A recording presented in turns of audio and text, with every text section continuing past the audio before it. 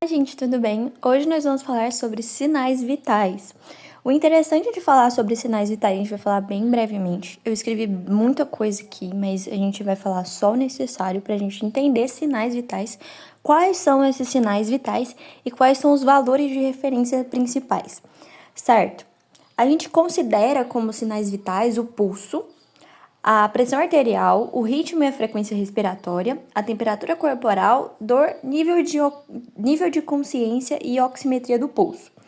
A gente tem que é obrigatória a avaliação desses sinais vitais quando as pessoas são admitidas com algum sintoma que pode ser indicativo de um comprometimento de um órgão vital antes e depois de cirurgias ou medicamentos que podem interferir nessas funções, principalmente cardíaca, respiratória e cerebral. Sempre que as condições clínicas do paciente apresentarem piora inesperada e sempre que o paciente manifestar um desconforto inexplicável. Na maioria das vezes, a oximetria de pulso e a pressão arterial, ela vai ser aferida quando o paciente, toda vez que o paciente vai em algum, seja postinho de saúde, seja em hospital. Antes da gente fazer a avaliação médica, a gente tem ali a avaliação do enfermeiro que vai fazer a triagem e na maioria das vezes ele coloca ali o oxímetro e também faz a aferição da pressão arterial antes da chegada do paciente ao médico. Isso é comum de acontecer. Tá, agora vamos começar falando primeiro do ritmo e da frequência do pulso. Em geral, faz a análise do pulso radial. O que é o pulso radial? É o pulso que a gente vai sentir na região próxima do punho. Como é que a gente vai fazer essa aferição? A gente vai levar aqui em consideração o dedão e o dedo indicador. Entre os dois, a gente vai fazer uma linha que vai descer até aqui o nosso braço. Aqui no nosso braço, a gente vai pegar essa linha e aí a gente vai colocar o nosso dedo indicador e o dedo médio para a gente aferir o pulso e a gente sentir quantas pulsações tem por minuto. Normalmente a gente não vai contar, um minuto inteiro. A gente vai contar quantas pulsações tem por 10 segundos. Depois a gente vai multiplicar por 6 para a gente descobrir quais são, qual é a frequência por um minuto. A gente utiliza como referência o batimento por minuto, né? Então, a gente vai aderir esse padrão de referência. Tá, o ritmo é verificado pela sequência das pulsações e distingue-se em pulso regular, que é quando as pulsações elas ocorrem em intervalos iguais. A gente tem o pulso irregular, que os intervalos são mais longos, são mais curtos. E traduz, né, esse pulso irregular como arritmia cardíaca. Em um adulto normal, a gente vai considerar o normal ali a frequência entre 60 e 100 batimentos por minuto. Lembrando que quando a pessoa ela tiver um batimento menor que 60, a gente tem que perguntar quais são as condições dela física. Se ela é uma pessoa que pratica atividade física com frequência ou se é uma pessoa sedentária. Se for uma pessoa que pratica atividade física com frequência, normalmente essa desaceleração do pulso vai ser devido a que o coração dela está acostumado a suportar sufoco, literalmente. É assim que eu gosto de utilizar. Porque como ela tá sempre acostumada com essa pressão da atividade física, o coração da pessoa tende a trabalhar menos para suprir essa pessoa em repouso. Então, se a pessoa for uma atleta, ela tende a ter uma pulsação menor, mas se essa pessoa tiver ali com uma pulsação de 50 batimentos por minuto e ela for uma pessoa sedentária, aí já é uma questão de insuficiência cardíaca que a gente tem que preocupar, provavelmente. Lembrando que o pulso radial é a principal forma, mas não é a única forma. A gente também pode sentir, em casos mais graves, quando o pulso radial está bem fraco, a gente pode sentir o pulso carotídeo, que fica na região do pescoço, e o pulso femoral, que fica ali na região inguinal, né, que a gente sente. Eu acho que eu peguei uma foto aqui para mostrar. Eu acho que eu peguei, vamos ver. Aqui, o pulso radial é o que eu falei, você vai sentir com o dedo indicador e o médio. Por que você não pode colocar o dedão? O dedão vai ser um dos dedos que você não pode usar para fazer isso. porque você pode acabar sentindo, em vez do pulso do paciente, você pode acabar sentindo o seu próprio pulso, porque tem uma artéria bem calibrosa que passa no seu dedão, e aí se você pressionar ele ali, você pode acabar sentindo a artéria do seu dedão, em vez do pulso do seu paciente, certo? A carotídea é aqui na região do pescoço, aqui embaixo do ouvido, mais ou menos, e a femoral é aqui, ó, na região inguinal. Esses outros aqui raramente vão ser usados. Vamos voltar aqui. Beleza. Aí, o que significa as alterações, né, dessa frequência? Taquicardia, quando é acima de 100 pulsações por minuto. E bradicardia, quando é menos de 60 pulsações por minuto. A análise das causas a gente vai fazer mais depois. Pressão arterial. A pressão arterial consiste na força exercida pelo sangue sobre as paredes dos vasos. Então, a gente vai adquirir aqui como valor de referência 140 por 90 milímetros de mercúrio. E como valor mínimo, 80 a 50 milímetros de mercúrio. Na prática clínica, a gente não vai usar 14 por 9 ou 8 por 5. A gente vai usar 140 por 90. Certo? E como é que a gente vai aferir essa pressão? A gente vai ter uma aula só pra gente aprender a aferir a pressão arterial, mas normalmente como é que vai ser? A gente vai colocar ali o aparelho do esfígmo aqui na região do braço da pessoa, aqui na região do bíceps, certo? A gente vai colocar em cima do bíceps, e aí vai ter uma indicação da artéria braquial que vai estar no seu esfígmo. Essa artéria braquial é uma artéria que passa exatamente embaixo do bíceps. Então, você vai colocar ali, você vai contar 2 dedinhos ali em cima da região anterior ao cotovelo, e aí você vai posicionar o esfígmo localizando ali a artéria braquial embaixo do bíceps. E aí você vai começar a apertar e vai começar a ferir o pulso radial da pessoa. Quando você parar de sentir a pulsação, você para de inflar o esfígmo, você pega o seu esteto, né, o outro aparelhinho, o esteto, você vai colocar ali na região anterior ao cotovelo, e aí você vai começar a escutar um tuk-tuk. Conforme você vai desinflando o esfígmo, você vai escutando esse tum-tum mais forte. Quando começar o tum-tum, é a pressão sistólica da pessoa. É o primeiro valor, é 140, é 120, é 80, é esse primeiro valor. E aí, o último tum que você escutou é a pressão diastólica, que é o último número que você vai utilizar. Na prática, isso vai parecer mais fácil. Na teoria, parece meio sem lógica. Mas aí vocês vão perceber que é bem tranquilo. Ritmo e frequência respiratória. O ritmo e a frequência caracteriza pela sucessão regular de movimentos respiratórios. Então, uma inspiração seguida de uma expiração.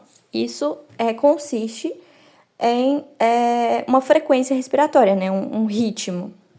Então, o normal é que seja de 16 a 20 respirações por minuto em pessoas adultas.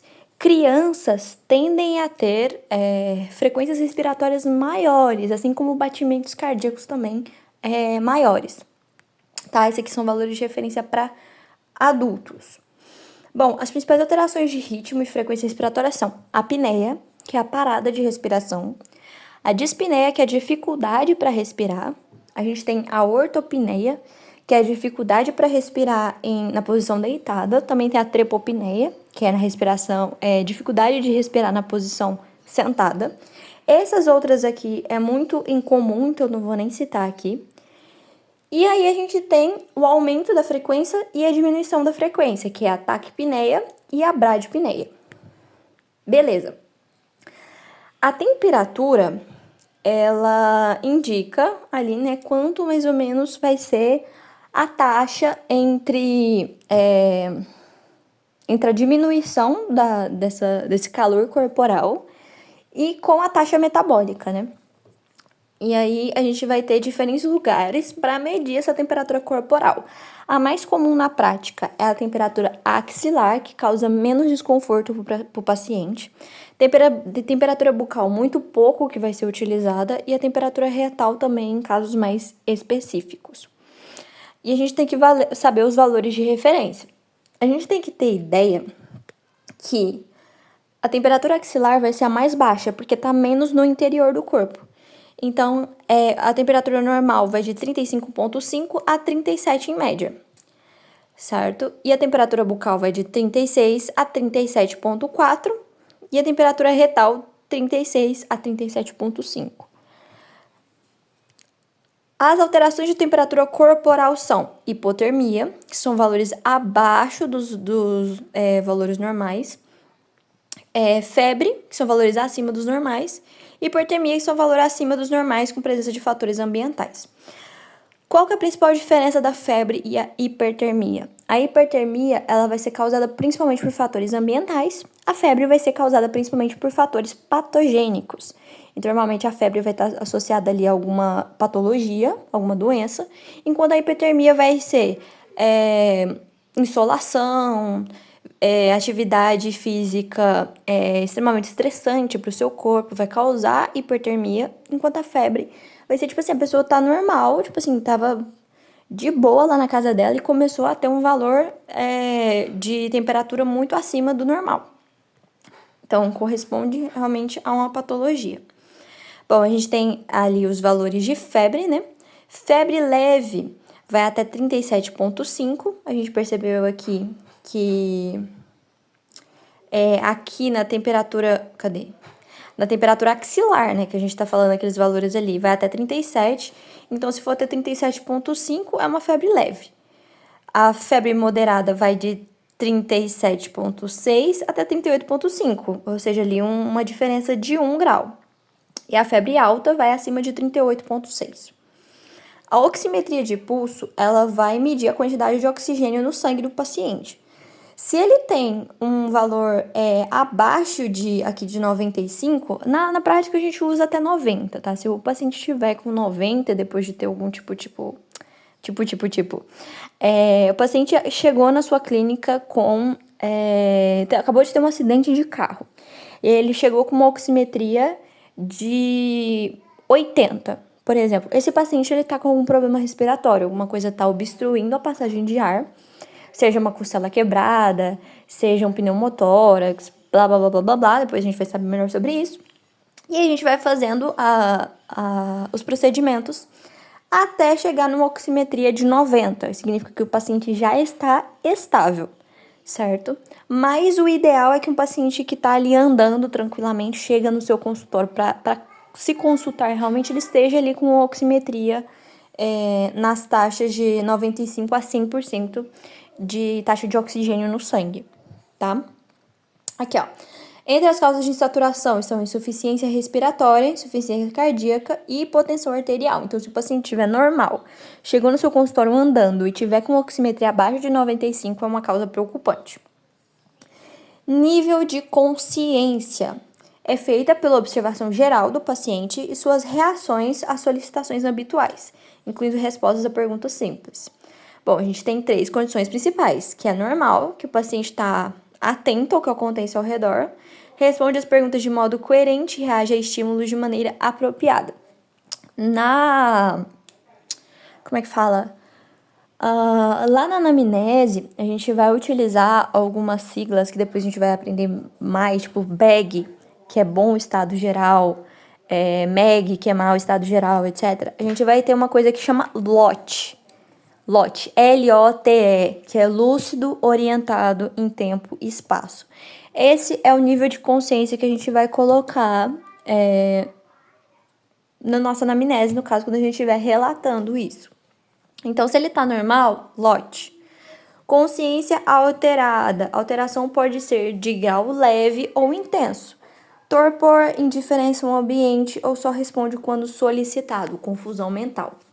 Inconsciente, quando o paciente está em coma, literalmente. Tá. O último valor é a dor. A dor é um valor muito difícil de ser mensurado, porque a mesma causa, principalmente causas interiores, né, que não são exógenas, causadas tipo, por um ferimento, uma lesão tecidual, elas são de muito difícil distinção, porque cada pessoa sente essa dor de uma maneira diferente. A pessoa ela pode ter o mesmo estímulo e sentir graus de dor diferente dependendo do organismo. Então, normalmente a gente vai utilizar para o nosso paciente uma escala de 0 a 10. E a gente vai utilizar, né, o valor, tipo, você tá sentindo alguma dor agora, ausente ou presente? A localização dessa dor, se é uma dor empontada, se é uma dor enfisgada, se é uma dor concentrada, se ela é difusa.